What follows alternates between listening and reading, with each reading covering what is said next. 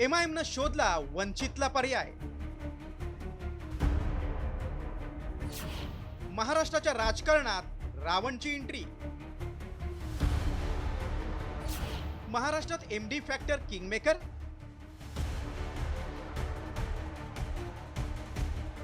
स्थानिक स्वराज्य संस्थांसाठी राज्यात नवनवी समीकरण तयार होत आहे. त्यातच आता वंचितच्या वोट बँकेला धक्का देण्यासाठी एमआयएमनं नवा भिडू शोधलाय. त्यांनी थेट वंचितला पर्याय उभा करण्यासाठी खासदार चंद्रशेखर आझाद यांच्या आझाद समाज पार्टीला निमंत्रण दिलंय. तर एमआयएमचे माजी खासदार इम्तियाज जलील यांच्या घरी त्या संदर्भात बैठक झाली. कोणताही आम्ही तडजोड करण्यासाठी तयार आहे. भारतीय जनता पार्टी आम्हाला नको, कोणत्याही लेवलवर, स्थानिक स्वराज्य संस्थामध्ये नको, विधानसभेमध्ये नको किंवा लोकसभेमध्ये नको. तर या अनुषंगाने काय परम्युटेशन कॉम्बिनेशन होतात आणि जेव्हा जेव्हा निवडणूक येतात खूप सारे पक्ष आपल्याला भेटतात, चर्चा होती, पण त्यांचं फायनल डिसिजन जे काही असतं ते मोठे जे नेते आहेत केवल भाई से मिलने के लिए आए थे चाय पर. अभी कोई तय नहीं हुआ है.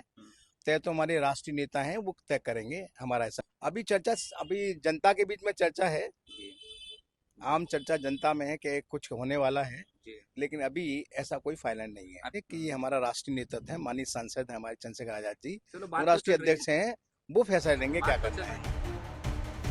आगामी स्थानिक स्वराज्य संस्थांच्या निवडणुकीसाठी आता एमआयएमनं सोशल इंजिनिअरिंग सुरू केलंय.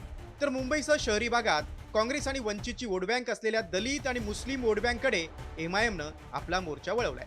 त्यामुळेच वंचितकडील दलित मतं आपल्याकडे वळवण्यासाठी आझाद समाज पार्टीचा पर्याय उभा केला जातोय. कारण राज्यात वंचित बहुजन आघाडीची मजबूत वोट बँक आहे.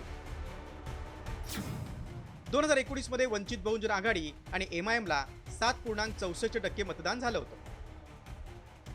वंचितला 38 जागांवर तब्बल 37,43,200 मतं मिळाली होती.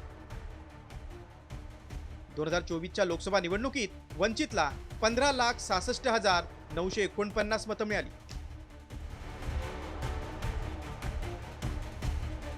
मात्र जय भीम जय मीमचा नारा देणाऱ्या एमआयएमनं महाराष्ट्रातील स्थानिक पक्षांसोबत युतीचं समीकरण जुळवण्यापेक्षा थेट राष्ट्रीय पातळीवरील चंद्रशेखर आझाद उर्फ रावण यांना का गळाला लावलंय ते पाहूया.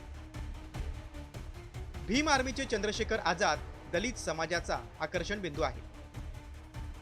शहरी भागात चंद्रशेखर आझाद यांचा प्रभाव आहे. राज्यात दलित आणि मुस्लिम फॅक्टर महत्वाचा आहे. एमआयएम स्वतंत्र लढल्यास अवघ्या 0.4% मतांपर्यंतच मजल मारू शकतो. दलित आणि मुस्लिम मतं एकत्र आल्यास 41 लाख एक गठ्ठा मतं मिळण्याची शक्यता आहे. राज्यातील बहुतांश दलित समाज वंचितच्या बाजूने आहे. चंद्रशेखर आझाद ही एक राष्ट्रीय स्तरावरची अशी इमेज आहे की बाबासाहेब आंबेडकरांचे विचार घेऊन एक वेगळं काहीतरी करू पाहणारी ही एक व्यक्तिमत्व असं म्हणावं लागेल. ते जर इथं महाराष्ट्रात आलं, त्यांच्याबरोबर त्यांच्या पक्षाबरोबर जर युती झाली तर या समाजातली जी काही तरुणाई आहे ज्यामध्ये चंद्रशेखर यांची क्रेज आहे ती आपल्याला वापरून घेता येईल असं इम्तियाज जलील यांना वाटत असावं.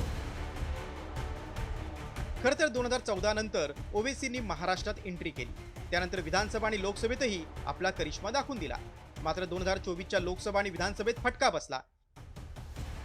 आगामी स्थानिक स्वराज्य संस्थांच्या निवडणुकीमध्ये किंगमेकरच्या भूमिकेत राहण्यासाठीच वंचितला पर्याय उभा करून एमआयएम आझाद समाज पार्टीसोबत नवीन समीकरण साधतंय.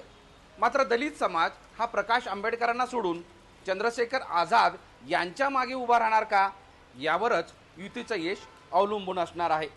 माधव सावरगावे, साम टीव्ही, छत्रपती संभाजीनगर.